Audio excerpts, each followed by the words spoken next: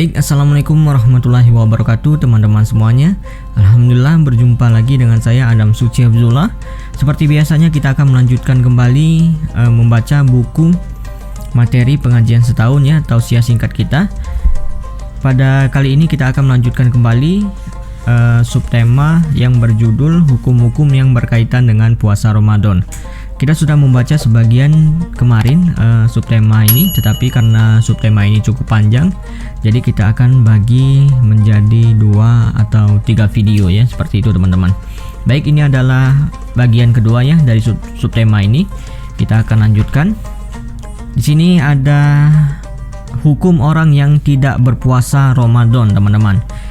Diperbolehkan tidak puasa Ramadan bagi 4 golongan.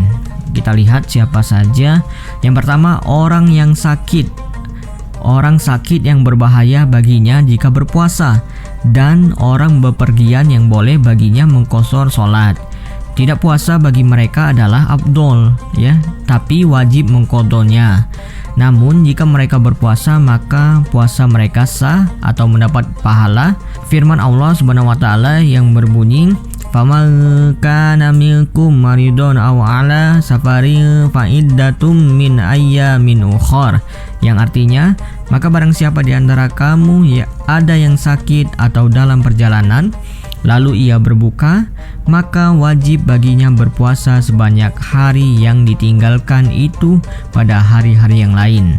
Surat Al-Baqarah ayat 184.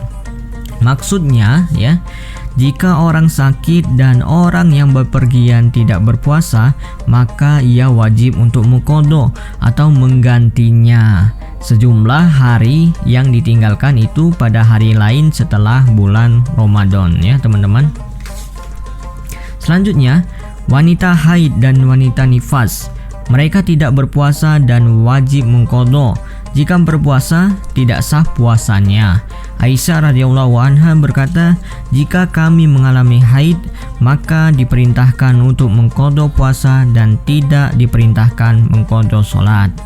Ya, kemudian selanjutnya, wanita hamil dan wanita menyusui. Jika khawatir atas kesehatan anaknya, boleh bagi mereka tidak berpuasa dan harus mengqadha serta memberi makan seorang miskin untuk setiap hari yang ditinggalkan. Jika mereka berpuasa, maka sah puasanya ya. Adapun jika mereka khawatir atas kesehatan diri mereka sendiri, maka mereka boleh tidak berpuasa dan harus mengqadha saja. Demikian dikatakan Ibnu Abbas sebagaimana diriwayatkan oleh Abu Daud.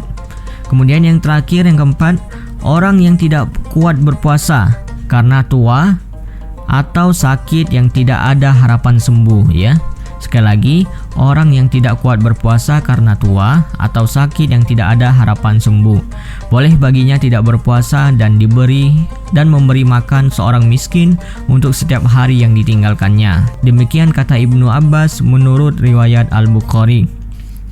Sedangkan jumlah makanan yang diberikan yaitu 1 mud ya teman-teman, atau segenggam tangan kita, segenggam gandum dari bahan makanan lainnya ya. Kemudian selanjutnya ada hukum jima pada siang hari di bulan Ramadan. Diharamkan melakukan jima ya teman-teman, atau bersenggama pada siang hari di bulan Ramadan. Dan siapa yang melanggarnya harus mengqadha atau membayar kafara mughallazah atau denda berat ya, yaitu memerdekakan hamba sahaya ya teman-teman. Jika tidak mendapatkan, maka berpuasa selama 2 bulan berturut-turut ya. Jika tidak mampu, maka memberi makan 60 orang miskin ya, tinggal pilih saja teman-teman.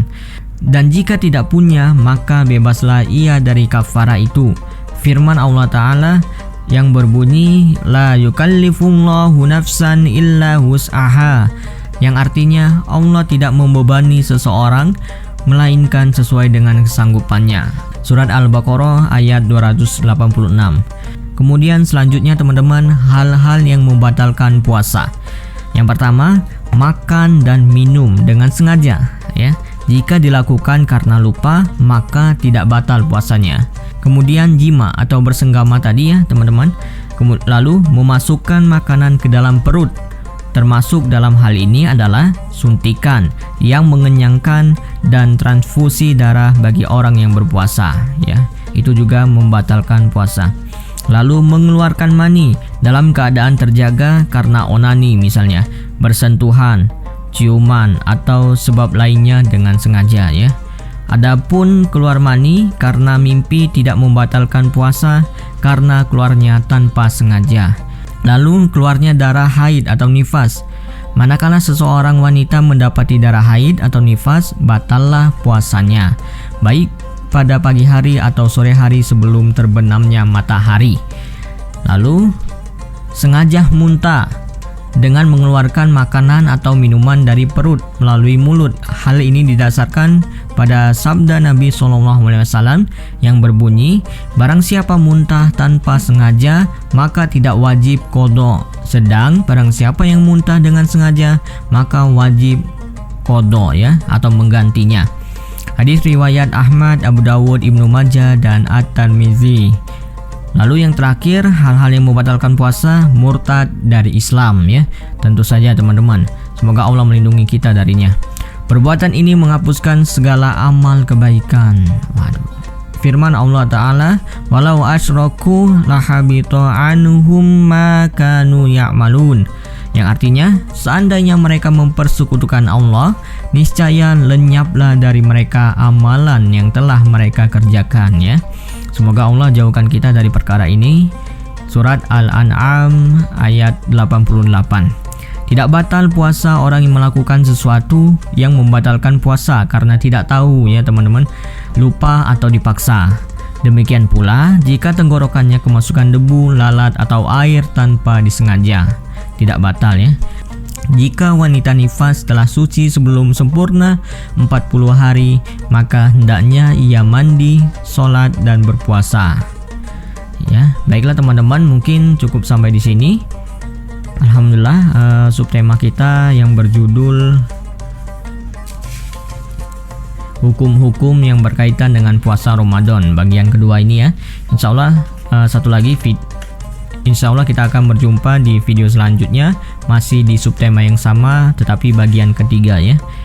Baiklah teman-teman, terima kasih telah menonton video ini. Jangan lupa untuk share, ya, jika bermanfaat. Mohon maaf apabila ada kesalahan. Barakallahu fikum, jazakumullah khairan. Wassalamualaikum warahmatullahi wabarakatuh.